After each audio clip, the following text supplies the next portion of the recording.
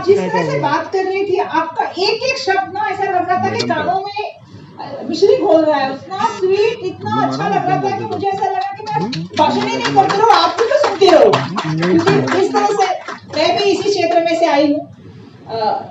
आपको पता है कि मैंने भी 5-6 साल पढ़ाया है बच्चों को, तो ये मेरा क्षेत्र है जहाँ पे मुझे आना बहुत अच्छा लगता है।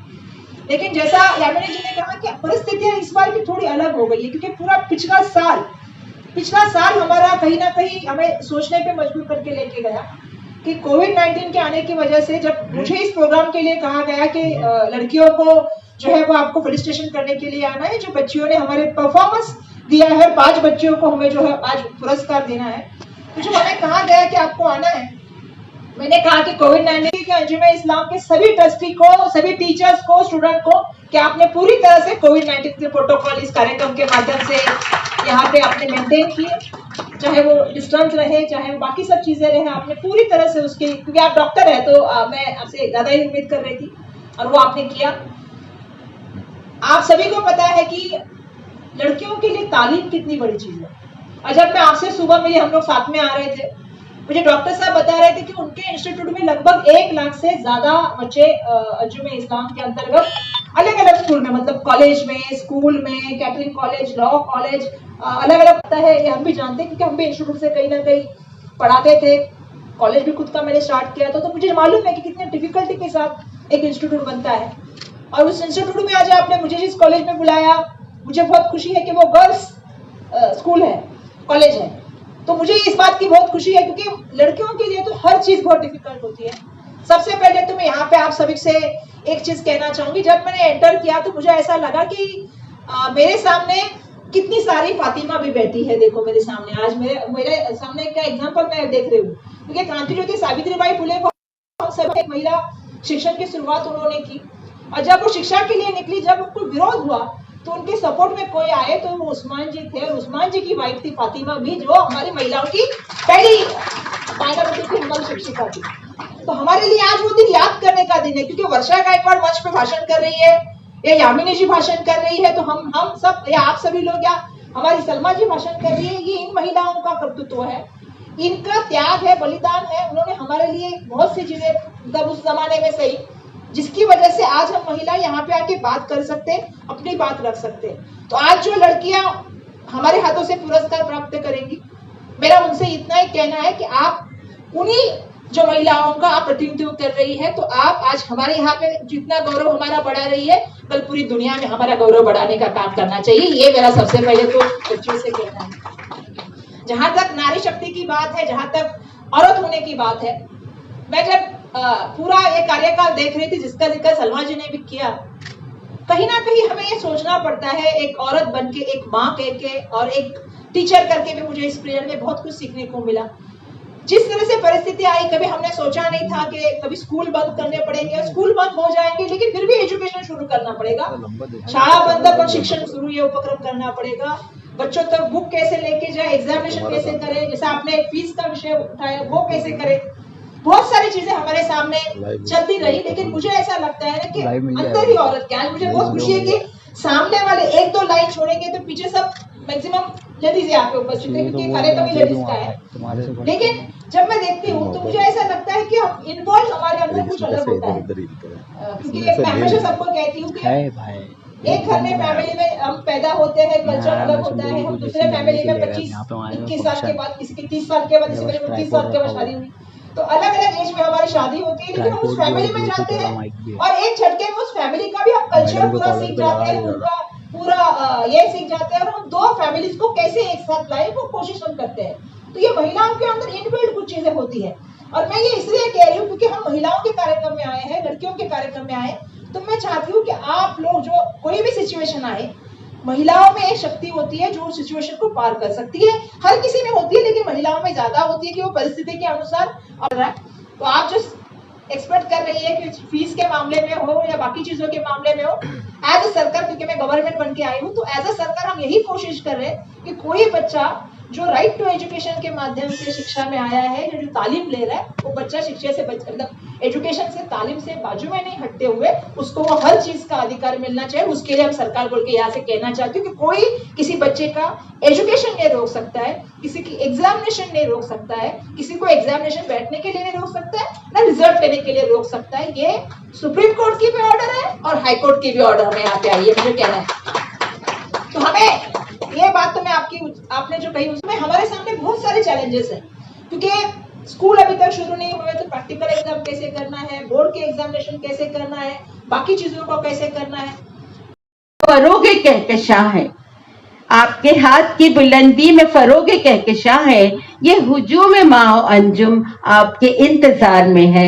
आप प्लीज तशरीफ लाइए और हम जोरदार तालियों से मैडम का इस्तकबाल करते हैं। जोरदार तालियां। आप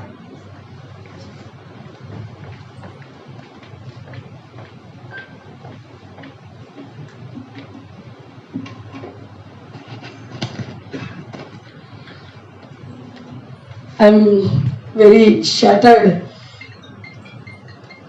कि आज पहली बार मैं हमारे राज्य के कैबिनेट एजुकेशन मिनिस्टर वर्षाताई गायकवाड़ के साथ में ये स्टेज शेयर कर रही हूँ, तो मेरे लिए बहुत ही बड़ी बात है।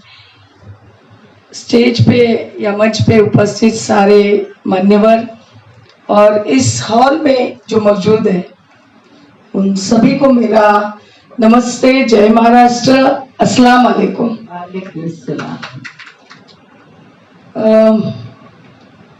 जिस तरह से आपने मेरा जिक्र किया, ma'am, I am very happy to listen it, but ये मेरे लिए एक माइलस्टोन आपने बना के रखा है कि उस माइलस्टोन को देख के मैं उस माइलस्टोन तक पहुंच पाऊं और आपकी जो मेरी तरफ जो आपकी ख्वाहिशें हैं वो मैं पूरी कर सकूं।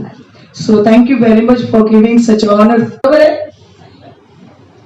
नजाकत तो जरूर होनी चाहिए लेकिन औरत में, तो ये मिस्टर यशवंत यादव जो मेरे शरीक हयात हैं, तो वो हमेशा मुझे ये शेर बताते हैं कि अपने आप को तू कमजोर मत समझना, भले नाजुक समझ ले। तो ये शेर अर्ज है कि नजाकत नाज़नीनी होके बनाने से नहीं बनती, नजाकत नाज़नीनी होके बनाने से नहीं बनती। खुदा जब हुस्न देता है तो नजाकत अपने आप आ जाती है, लेकिन खुदा जब हुस्न देता है ना तो वो एक बात कान में बोल के भेजता है कि नजाकत को बरकरार रख, लेकिन अपने आप को कमजोर मत समझ।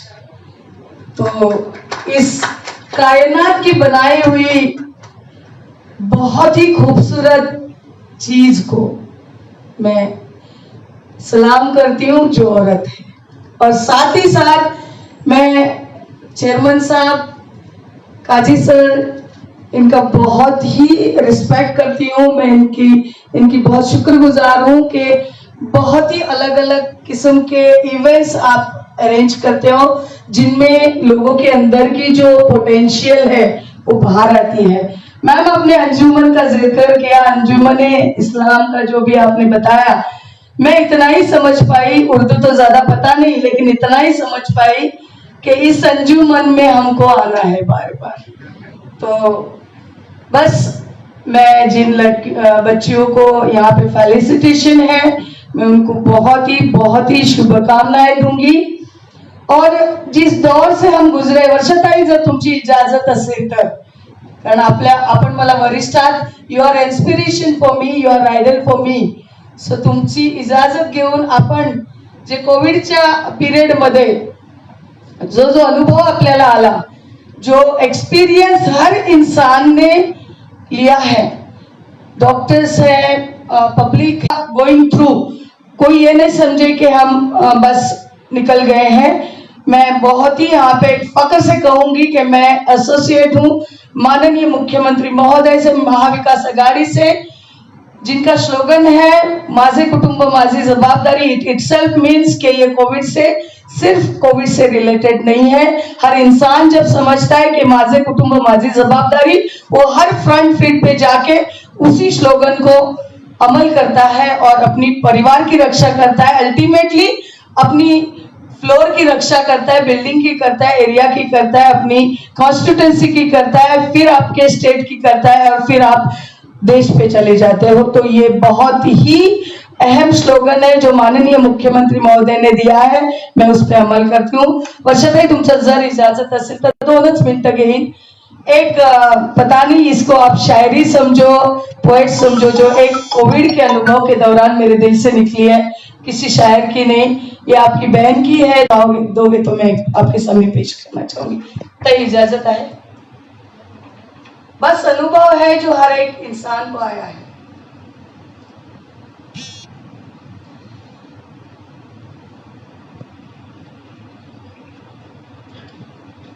इसका नाम है हमने बहुत कुछ देखा।